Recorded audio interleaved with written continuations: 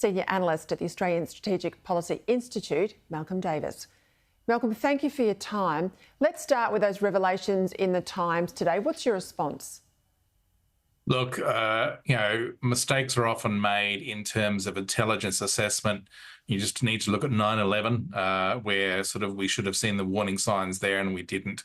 And I think this is a similar sort of situation where clearly intelligence indicators and warnings were picked up, were assessed, and then put up the line to the senior leaders, and they were dismissed for whatever reason. The assumption being, I think, on this occasion was that Hamas didn't have the military capability to do such a massive attack, and that was wrong. And I think that it just goes to show that the intelligence business is a tricky one in terms of ensuring that not only do you get the assessment correct, but you then have a way to get political leaders to listen when they do need to listen. And sometimes it just doesn't work. You're so right to pick up that point about the listening.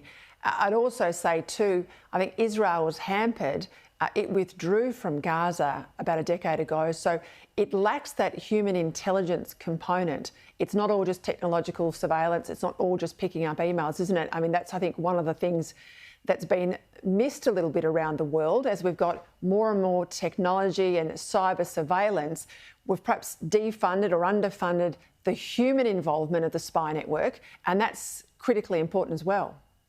Yeah, exactly. I mean, spying is the world's second oldest profession for a good reason, because essentially it's so effective if it can be done well.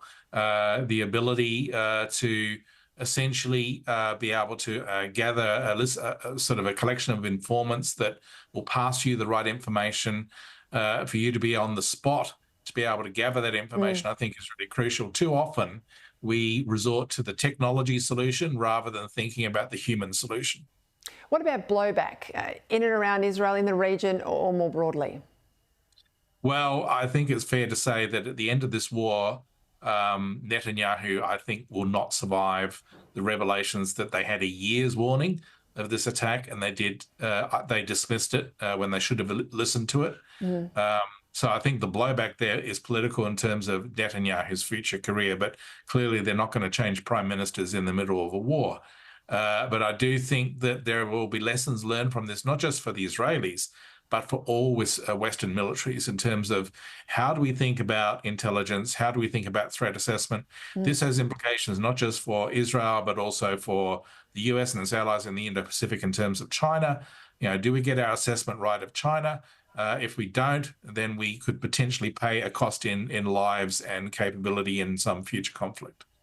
Look, absolutely spot on. When I heard about the terror attacks, the first thing that went through my head is Mossad, this is the Israeli intelligence agency for those at home, one of the best in the game. And if this fails Mossad, I think we're all in trouble around the world, and I hope everyone's doing belts and braces against their own agencies, testing their own agencies, but I think that will be something that will come out of all of this.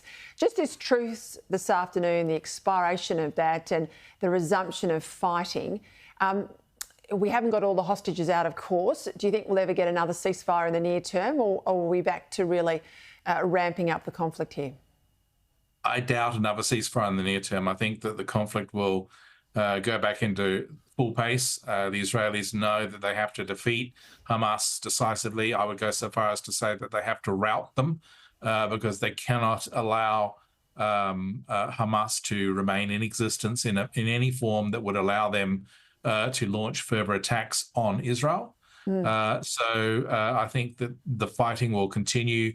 It will intensify. The challenge, of course, for the Israelis is the further south they push in Gaza, the greater risk of high levels of civilian casualties. And the more casualties there are, the more international pressure there will be on Israel to have another ceasefire. So they're caught between a rock and a hard place in the sense that they can't have an indefinite ceasefire whilst Hamas exists. But if they want to destroy Hamas, they run the risk of civilian casualties and coming under more pressure for a ceasefire. And I have to say, as regrettable as those civilian casualties are, the world must be rid of Hamas. So it's a Hobson's choice, I think we'll call it. Malcolm Davis, thank you.